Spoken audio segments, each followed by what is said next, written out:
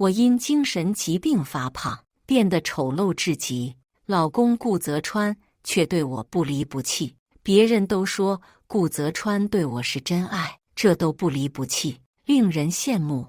可只有我知道自己过的实际是什么样的日子。儿子嫌弃我又胖又丑，从不让我去他学校。顾泽川也嫌弃我上不了台面，带他小青梅去参加宴会。直到那天，我疼爱6年的儿子当着我面扑进顾泽川青梅怀里。阿姨，你比我妈妈好看多了，让我做你的孩子好不好？我彻底心死，选择成全他们，主动提出离婚，放弃儿子的抚养权。可离婚后，父子俩却双双后悔，哭着来求我：冉冉妈妈，你回来好吗？亲情长相守，真情在人间。大家好，我是秋兰，欢迎观看《真情人间》。我不要跟你回去，我要爸爸。幼儿园门口，小男孩奋力甩开我牵着他的手，满脸委屈。我拉也不是，不拉也不是。我蹲下身来，试图和他好好沟通。爸爸今天没空来接你，妈妈带你回家好不好？他却直接哭了出来。我才不要你来，我要爸爸，你走开。我实在拿他没有办法，于是拨通了顾泽川的电话。他是去机场接那个刚回国的小青梅。电话响了好一会儿才被接通。说完原委之后，我听见了他语气中浓浓的不耐。孩子都哄不好，我马上过去。过了10来分钟，顾泽川到了，跟着一起来的还有他的小青梅林之渊。顾世恩生气地跑到顾泽川面前，小脸微怒：爸爸，妈妈是个大胖子，为什么要让他来接我？丢死人了！话语落入耳中，让我差点站不住。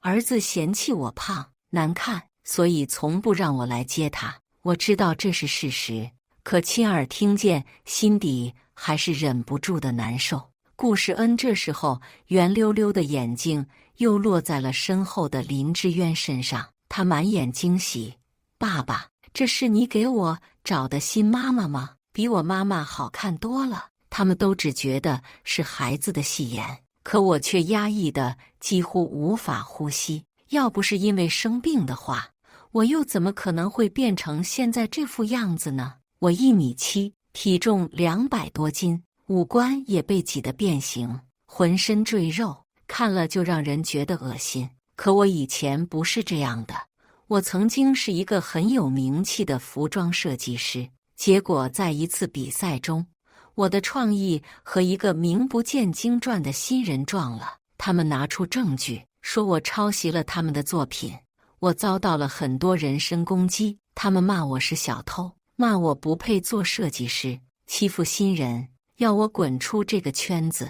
那明明是我自己的创意，可没有人信我，就连顾泽川也劝我，反正你都这样了，就不要做了，我来养你，不工作也可以。可他不懂，那是我的梦想，我的追求。在重重压力之下，我的精神崩溃了，导致我有了精神上的问题，需要长期吃药维持。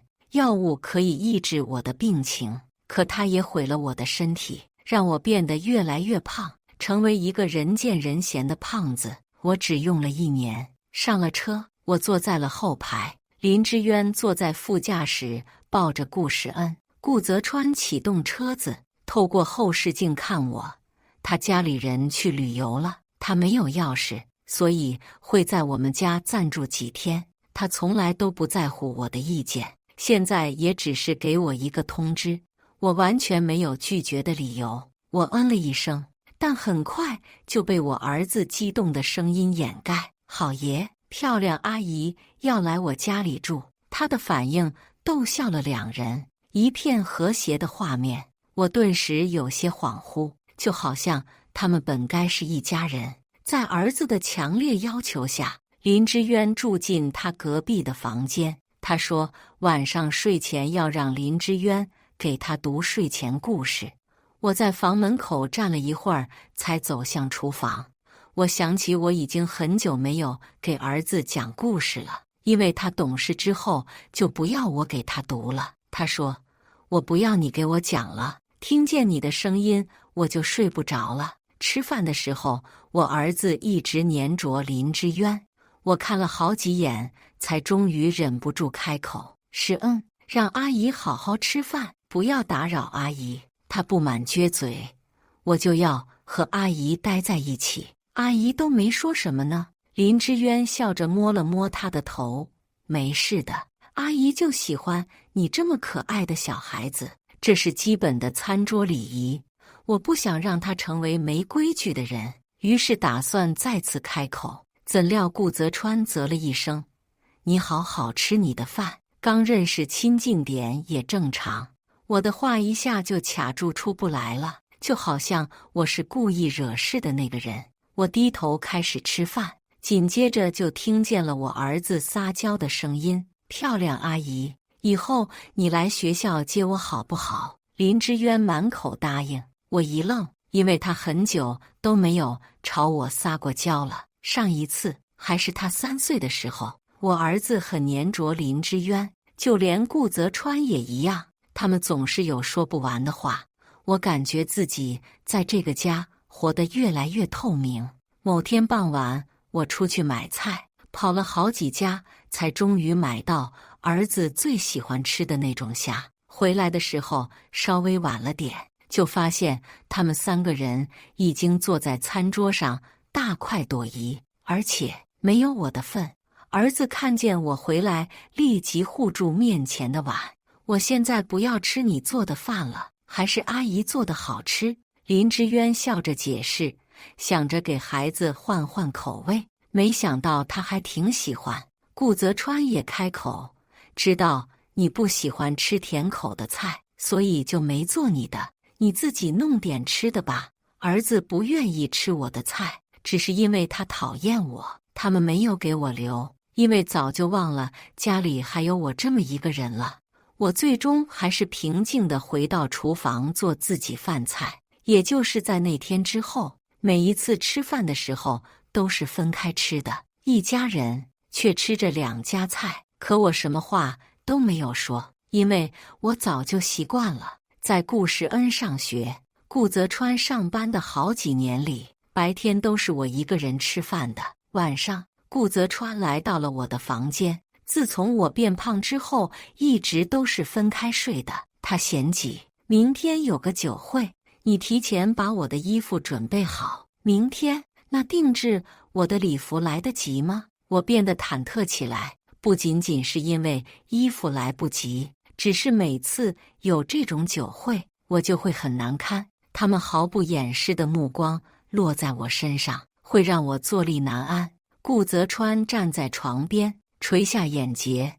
这次我会让林之渊陪我一起去。什么？我虽然去了会很不舒服，但林之渊终究是个外人，他去不合适。顾泽川眉眼染上不悦：“你觉得你现在这副样子上得了台面吗？你知道他们背后都是怎么说你的吗？说你就是个快要爆炸的坦克。”他犀利的眼神，毫不留情的话语，再次将我的自尊心碾碎成泥。我根本没有选择的机会。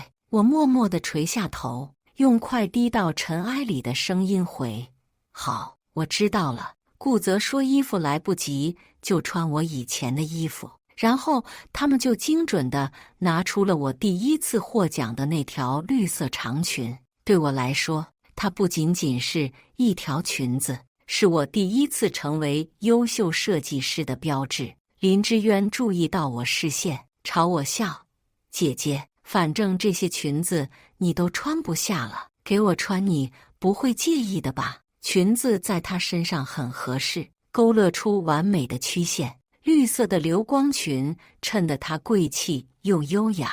我移开视线，笑着摇了摇头。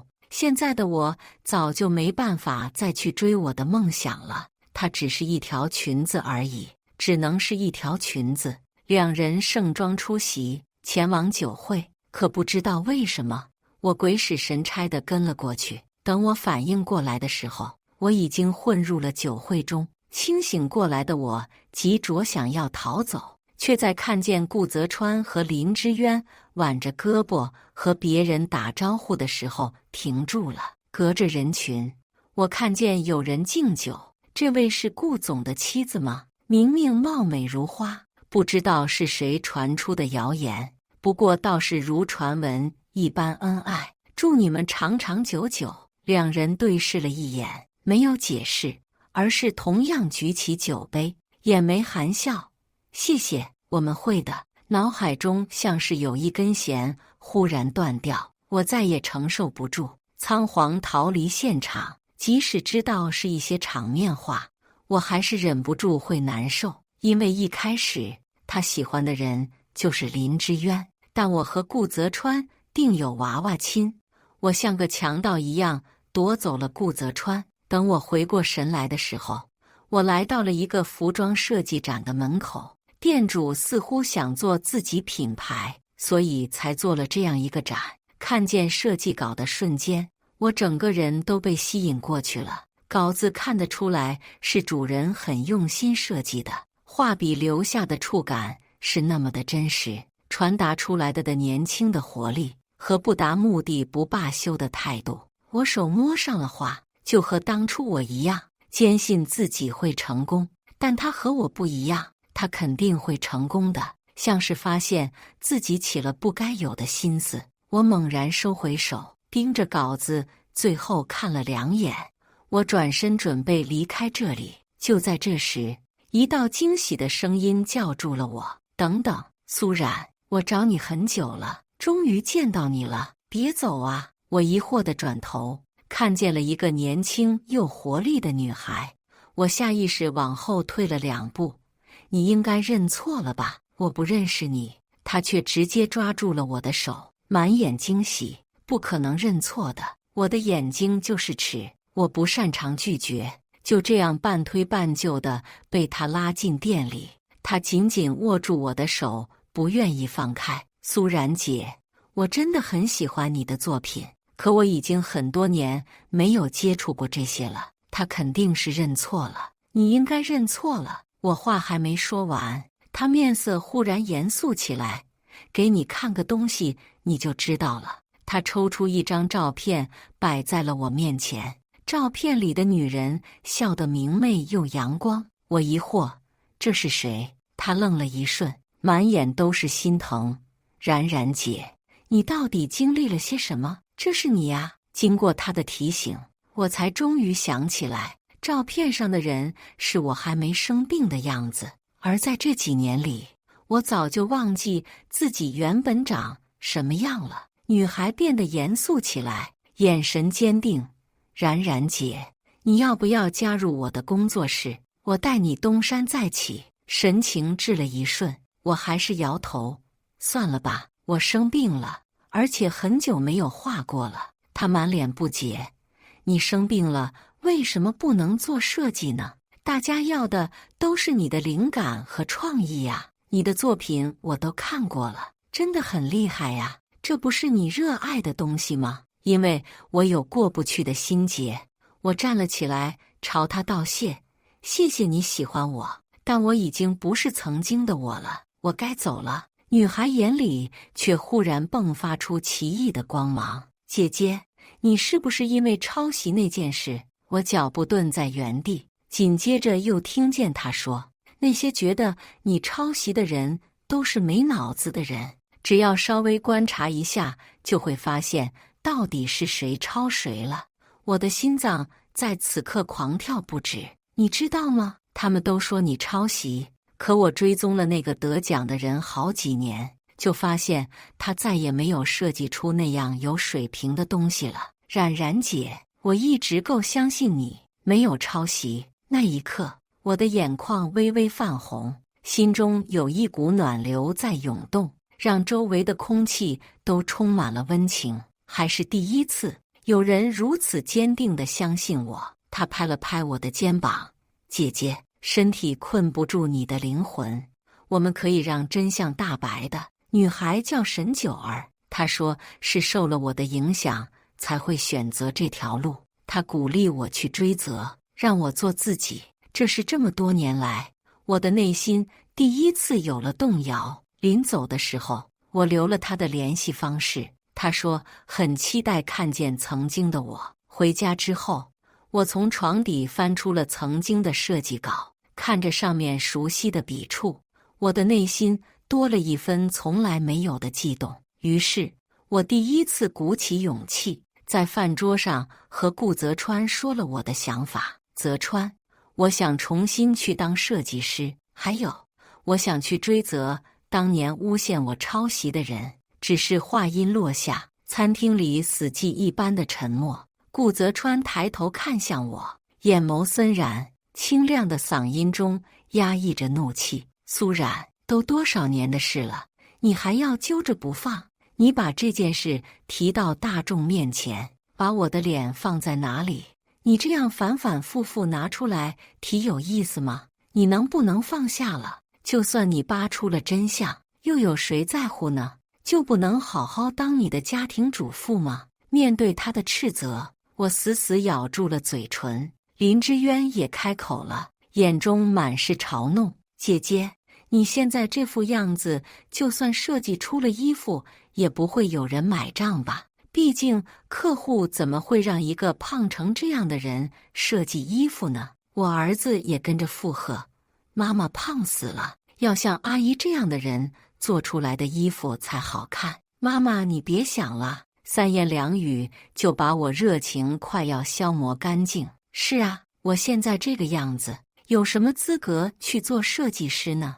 那次比赛参与的人很多，要是真的追起责任来，说不定会得罪很多人，到时候整个顾家都可能会受牵连。所以你趁早死了这条心。顾泽川似乎十分生气，饭没吃完就离开了餐桌，然后他们两个也走了。我呆坐了许久，最后认命般打开了我和沈九儿的聊天框。还是算了吧，我早就回不到过去了。发过去之后，我直接删除了好友，生活仿佛又恢复了原来的样子。又过了2天之后，林之渊收拾好了自己的行李，说家人旅游回家了，他也该回去了。林之渊站在门口笑着道别，我却觉得他似乎不是很想离开。果然，在他提着箱子快要离开的时候，睡醒的儿子直接冲过去抱住了他。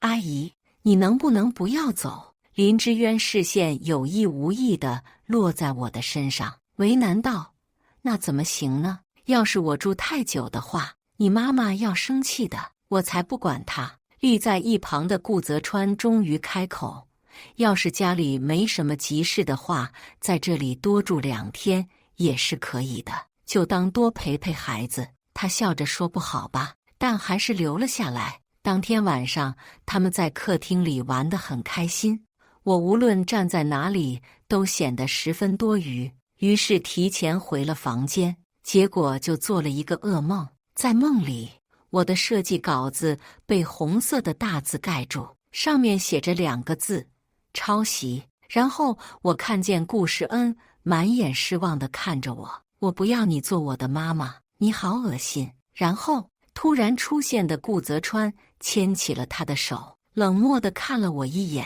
带着儿子越走越远。他们把我独自丢在了原地，我哭着跑过去，只感觉脑海越来越疼，却怎么也抓不住他们。不要丢下我！我猛然从睡梦中惊醒，房间漆黑，缓了2秒之后，我才感觉到自己头胀欲裂。这个感觉太过熟悉，我知道自己是快要犯病了。床头的药已经吃完，挣扎了2秒之后，我跑到了顾泽川的门口，敲开了他的门。他给我拿药吃了之后，我才慢慢缓了过来。他看向我的目光晦涩不明。苏冉，你能不能稍微控制自己一下？我给你的药怎么又吃完了？冷静下来，我也发现自己对药物的依赖性越来越大了，而且每次吃完药之后，我都会难受很久。我犹豫着开口，顾泽川，我感觉这个药现在不太适合我了，我想换一种。说不定我一直发胖，也和这个药有关系。闻言，顾泽川脸色冷了下来。这个药是国外来的进口药，都是最好的，难道还能有假？你一直瘦不下去，也想想是不是因为你不够努力，多找找自己的原因。我颤抖着嘴唇，再也说不出一句话。我没有工作，药物价格又贵，现在还说这样的话，他自然是不高兴的。我确实没有资格提要求，因为昨天忽然犯病，我又去医院做了次检查。离开医院的时候，一个人忽然跳到了我眼前。冉冉姐，来检查身体吗？我不清楚他是怎么找到我的，但我现在不想继续讨论那件事情了。抱歉，我暂时没想法。沈九儿忽然凑得更近了。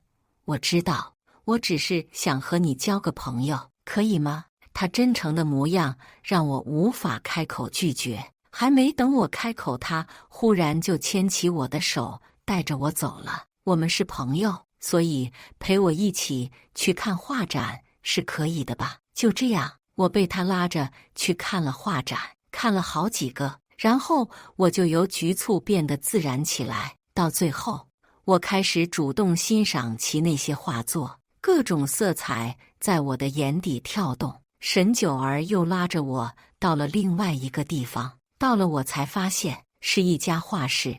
我被他按着坐在了画板面前，一支笔递到我眼前，我才猛然回过神来，推开了他。我不想画，我要走了。沈九儿那个小身板却直接把我按在了座位上，神情严肃：姐姐，来都来了，随便画画，就画自己喜欢的，而且我能看见你内心对设计的渴望。再一次拿起笔不是那么难的事，对吧？他的声音像是有某种魔力一般，驱使着我拿起了画笔。我开始在画布上绘画，渐渐地屏蔽了所有的声音。1个小时后，我放下了画笔。那一刻，我感受到了前所未有的轻松。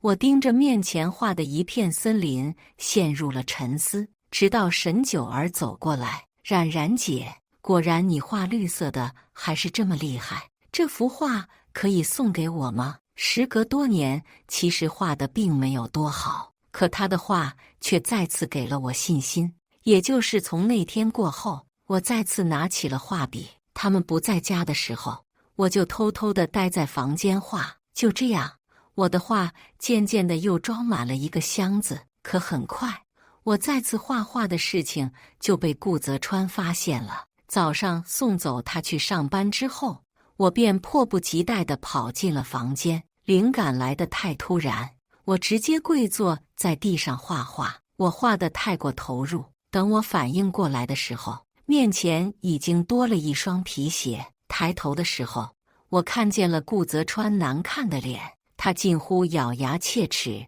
苏冉，你非要和我对着干嘛？他夺过了我手中的画，当着我的面撕了个粉碎。我慌忙解释：泽川，我只是画画而已，我不会去追责的，也不会影响到我们家的。听见我这样说，他的神色稍微缓和了些，但很快他满脸都是毫不掩饰的鄙夷。自己随便画画可以，别想着去当什么服装设计师了，你这形象实在是不合适。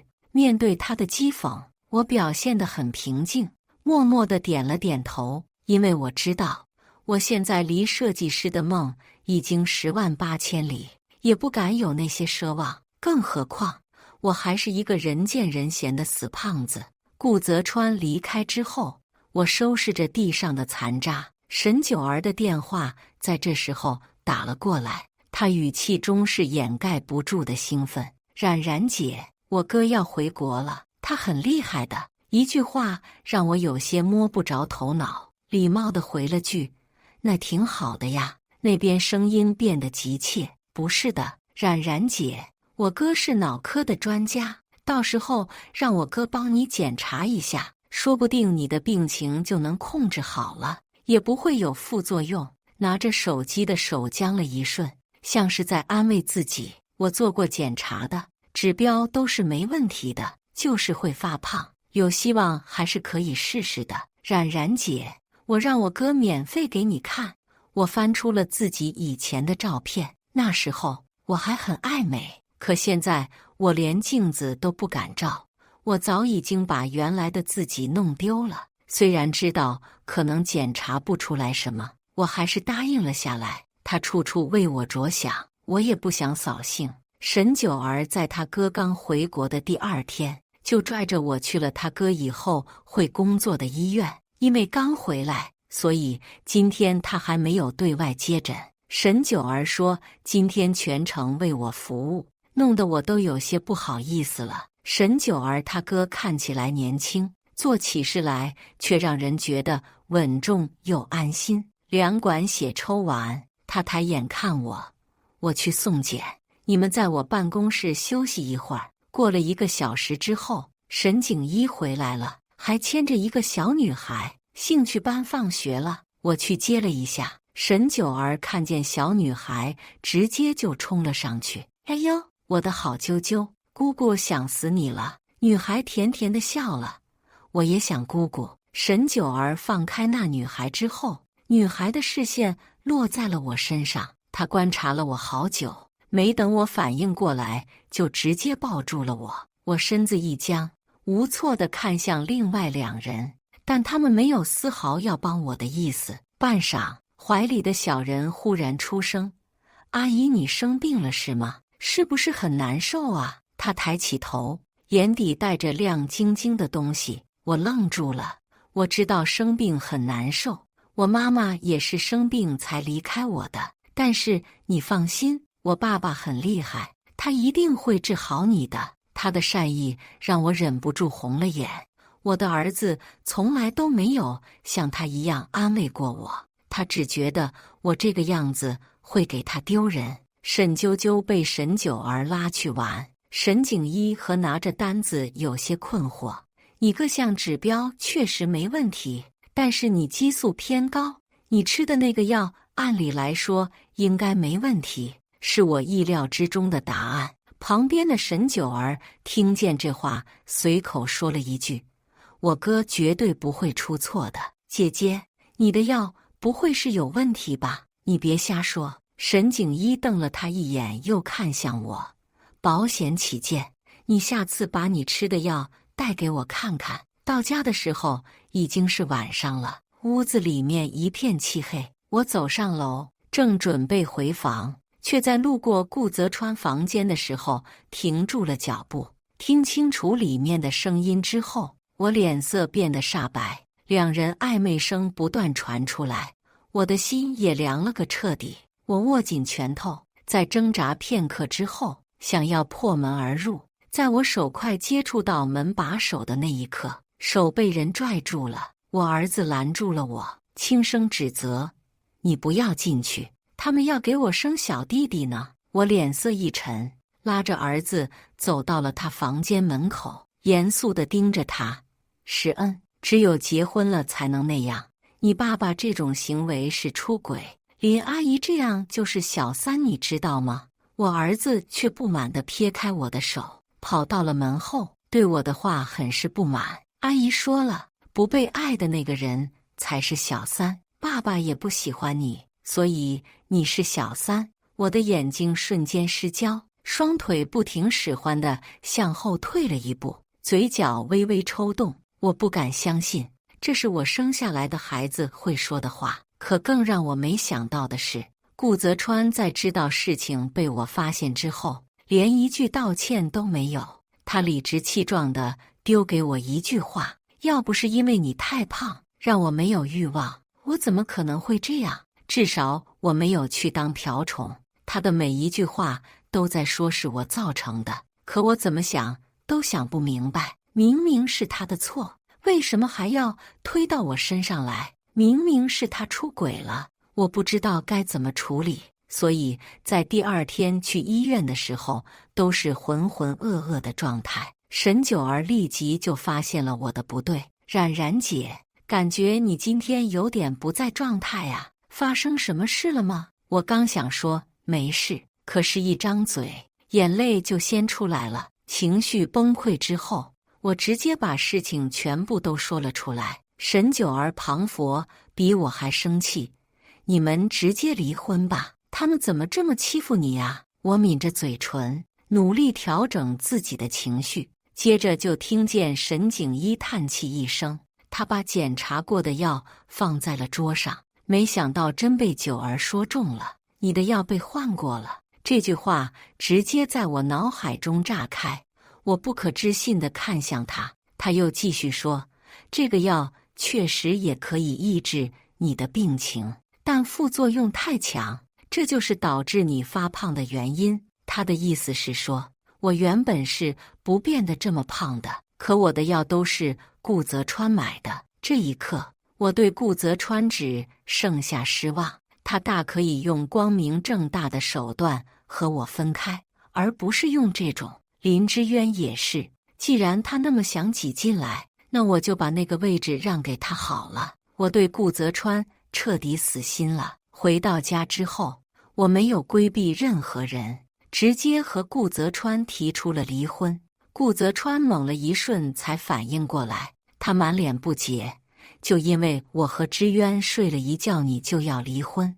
你能不能不要无理取闹？林之渊也帮腔，苏冉，我和他没什么的，不会有以后了。可我分明看见他眼角那藏不住的窃喜。我转头看向顾泽川，你明明就是出轨了，再怎么美化也是出轨。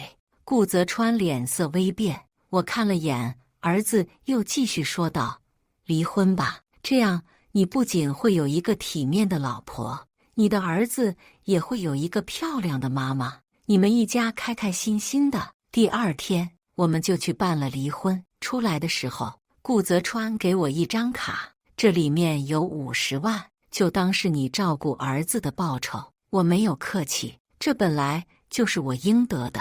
而在外面，林之渊带着我儿子过来了，顾世恩也看见我们出来，兴奋地直鼓掌。好爷，我要有新妈妈了。我看都没看他一眼，直接离去。我有些感慨，当初给他取名叫顾世恩，就是希望他能懂得感恩。我不求他的回报，可我没想到他会连个我这个妈妈也不要。我想明白了，他不喜欢我，我也可以当作没有他这个儿子。我搬了出去，暂时和沈九儿他们住在一起，没有了束缚，我也可重新开始设计了。但被抄袭那件事，我暂时不打算去追责了，算是留给对方一份体面。我在沈景的帮助下换了新的药，配合着运动，我1个月就瘦了60斤。我很感谢他们，于是想着给他们一点钱，可无论是沈九儿还是他哥都不愿意接我的钱。他哥语气淡淡，我妹很喜欢你，你多照顾点我妹就当回报了。我还是觉得过意不去，哪有医生治病不收钱的？不行，我还是转你一点吧，这次你要收了。他却忽然低头看手机，脸上出现了几分急切。我忽然有急诊，你实在感谢我的话，就帮我接一下我女儿吧，她快放学了，可能没空去接。他没等我回答，就直接火急火燎地离开了。我懵了一瞬，内心有些惶恐。因为去幼儿园一直都是我心里的一道坎，要是他也嫌弃我怎么办？我心中忐忑起来，打电话给了沈九儿，他说他下午有点忙，没办法。踌躇了许久之后，我才终于出发了。站在学校门口，看着学生一个个出来，我变得越发紧张。终于，我看见了扎着小辫子的沈啾啾，他也看见了我。然后笑着朝我跑了过来，阿姨，你是来接我的吗？我看着他的笑，心中轻松了许多，朝他点头。下一秒，他自然地牵上我的手，仰头看我，那我们走吧。一瞬间，所有的阴霾都消失不见。离开的之后，在我看不见的地方，顾世恩也刚好从学校走了出来。我没想到再一次和顾泽川见面，他上来就是对我一顿指责。苏冉，你能不能注意一点分寸？你是顾世恩的妈妈，去接别人的孩子，对他影响不好。我瞬间就明白了他在说什么。我看了眼刚点的咖啡，真想直接泼到他身上。我可不是他妈妈，关我什么事？顾泽川被我噎住，但他不服气。小孩子的话你也往心里去。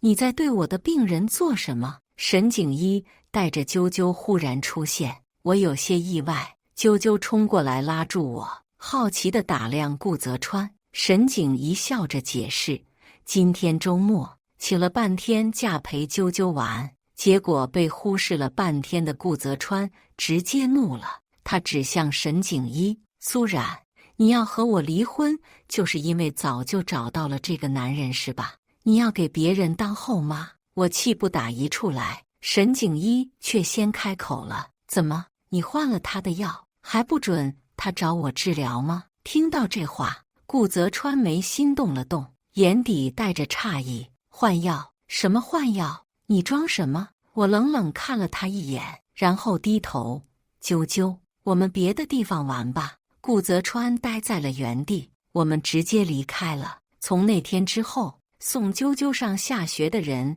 就成了我。结果这天还没到放学时间，学校就打来了电话，他们说啾啾在学校打架了。我急得要命，火速到达了学校，看到完好无缺的啾啾，我才松了一口气。啾啾满脸得意，阿姨，我很厉害的，他根本打不过我。下一秒，我就看见了被打的孩子，还有他的家长。我没想到居然会是顾世恩。顾泽川也是一愣，场面有些尴尬。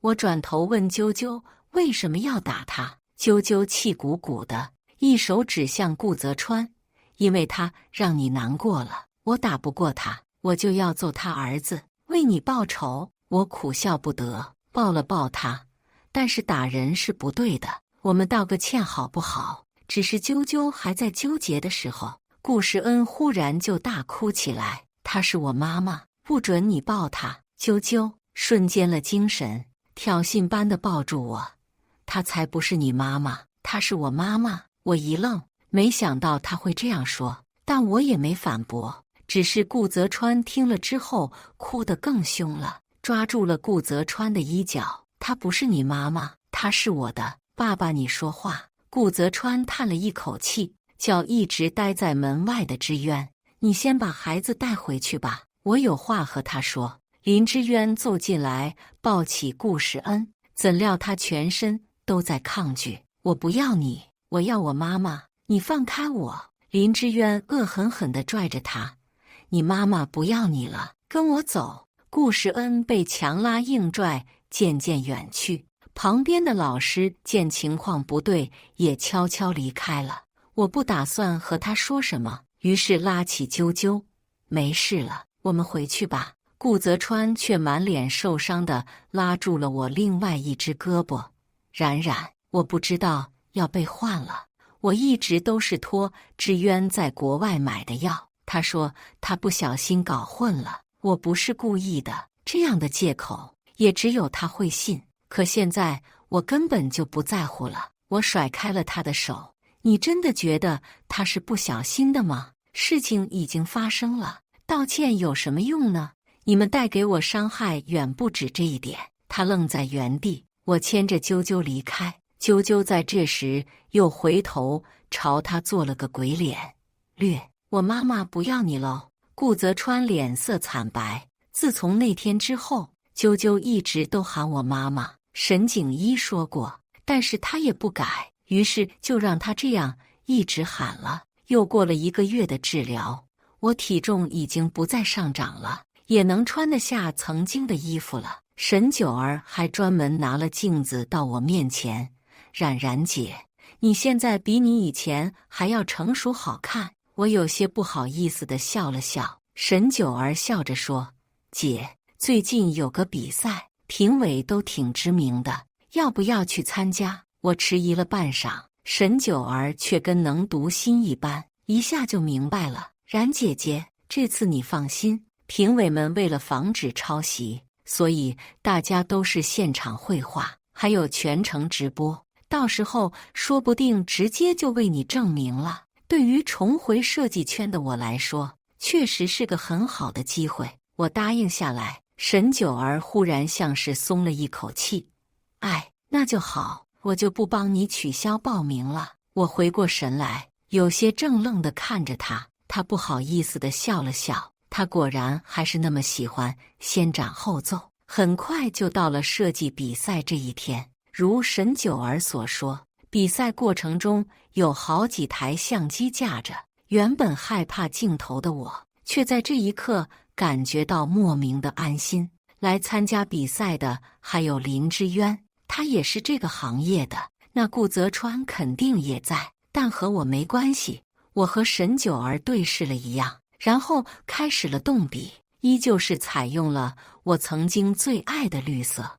我喜欢绿色身上的那种生命力。这一刻，热爱的力量在笔尖绽放。我停笔的那一刻，1个小时刚好结束。评委们直接把画对着镜头挂了起来，他们商量之后就会确定谁最终能获奖。他们激烈的讨论让我有些不安，我不一直看下去了。和沈九儿说了之后，我打算去上个厕所，然后出去透透气。沈九儿说她到时候把结果发给我。我上完厕所，走到后面的花园透气。我刚在椅子上，男人笔直的双腿立在了眼前。恭喜你，冉冉，你得了这次比赛的第1。顾泽川面带愧疚，是我看不懂的表情。我没有接话，而是暗骂自作主张。看见他，我觉得得奖都没那么开心了。他又自顾自地开口：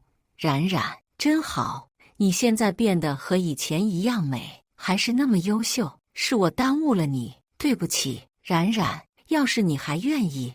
一道尖利的嗓音打破了尴尬的气氛。顾泽川，为什么我这次没有获奖？你不是和我保证过的吗？就是因为他来了是吧？你当初的手段怎么不用出来呢？你现在知道心软了，你对得起我吗？我微微皱眉，嗅到了一丝不寻常的味道。他，顾泽川像是忍无可忍，一巴掌甩在了他脸上。林之渊不可置信地看着他：你能不能闭嘴？你换药的事情我还没有和你算账。林之渊捂着脸忽然笑了：你和他分开，你还觉得只是因为药吗？你哪里来的脸还想求复合的？当初最对不起他的人不是你吗？你要是现在还没说，我替你说。你住嘴！当初就是你为了自己公司能上市，才把他的稿子送给那个懂事的女儿的，不是吗？这句话一出来，顾泽川惶恐地看向我，我张了张嘴，却有些无力。这个曾经我爱了很多年的男人，差点毁掉了我的一生。林之渊得意地看着他，顾泽川低着头，艰难开口：冉冉，对不起。我那时候在公司的地位不稳定。我闭了闭眼，感觉到无比的疲劳。你不用和我道歉，在你眼里，利益才是最重要的。我几乎可以确认，要是给他一次重来的机会，他还是会做出一样的决定。他脸色惨白，似乎想要解释，但又无法解释。他的肩塌下去，而在这时，顾世恩不知道从哪里冒了出来。他抱住我，哭得一塌糊涂。妈妈，我知道错了，你回来好不好？我想要你给我讲故事，我想吃你做的饭，我想要你陪我去学校，好不好，妈妈？他泪珠不断往下落，可怜极了。我掰开他的手，微笑着让他看向身后。不好哦，因为那才是你自己选择的妈妈哦。他一下子就怔住了，而林之渊冷了地瞟了他一眼。乔乔多可怜啊！你妈妈不要你了，我也不要你，最烦小孩子了。他似乎在他身上得到了些快感，踩着高跟鞋离开了。我也跟来找我的沈九儿离开了。我的生活开始正式步入正轨。那次之后，广大网友也帮我证明了我不是抄袭的，我的名气在业内也越来越大。我和沈九儿一起经营着那家工作室，有了钱之后，我就从沈九儿他们家搬了出去，自己买了个新房。也就是在搬完新家的这一天，在小区门口再次遇见了顾泽川父子俩。顾泽川牵着同样小心翼翼的顾世恩走到我面前：“冉冉，今天是儿子的生日，能不能陪他过一次？”顾世恩期盼地看着我，乖巧地开口：“妈妈，我都改了，我知道你才是最好的，我现在懂事了，不会惹你生气了。可以陪我过个生日吗？”小小的一个人，看起来可怜兮兮的，可是太晚了。我沉默地摇了摇头，然后他的眼睛就红了，抬头看向顾泽川：“你们回去吧，你们的事已经和我没有关系了。”我抬脚就要走，顾泽川抓住了我的胳膊：“冉冉，我知道自己对不起你，我会改的。孩子毕竟是要妈妈的，你现在是一个人，要是可以的话，我们复婚吧。”我盯着他，一个字也没说。顾泽川狼狈地放开了我的手，苍白地解释：“我是觉得孩子需要一个妈妈，不复婚也可以的。你们父子俩不是都喜欢林之渊吗？他最适合你们。”顾泽川愣了一瞬：“我和他都是小时候的事，我其实喜欢的人还是你。”我冷笑一声：“喜欢我，还是只喜欢好看的我？”他脸色煞白，动了动嘴唇，没说话。“你们走吧，赶紧回去，不然马上就要到第2天了。我希望你带着儿子一起，以后都不要再见了。”话说到这个地步，顾泽川也待不下去了，他拉着顾世恩要离开，他却往我这边挣扎：“妈妈，你真的不要我了吗？妈妈，你以前不是和我说过，做错事只要真心道歉就可以得到原谅的吗？妈妈，你说话不作数。”他哭得嘶声力竭，还是被顾泽川抓上了车。我是说过那样的话，可有些事情就算道歉也没有用。他们走后，我的电话响了，听着电话里面声音，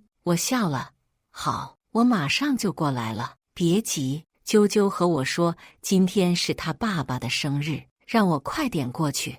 我和沈景一同时到了他们家门口，一见面，我们几乎是同时脱口而出：“生日快乐！”然后我们就看见了对方眼中的困惑。今天不是我生日，也不是我生日。我们对视了一眼，推开了门，果然房间里面漆黑，桌子上面摆着蜡烛和酒杯。我们对视了一眼，有些无奈。沈九儿和沈啾啾最近一直想让我和沈景一有其他的进展，可我们2个根本就不来电。沈景一忘不了他的亡妻，而我还没有开始下一段感情的想法。至少在我成为国际设计师之前，沈景一刻意压低了声音，装作不满：“又是谁在搞恶作剧了？再不出来，我要生气了。”片刻后，客厅的灯被打开，沈啾啾和沈九儿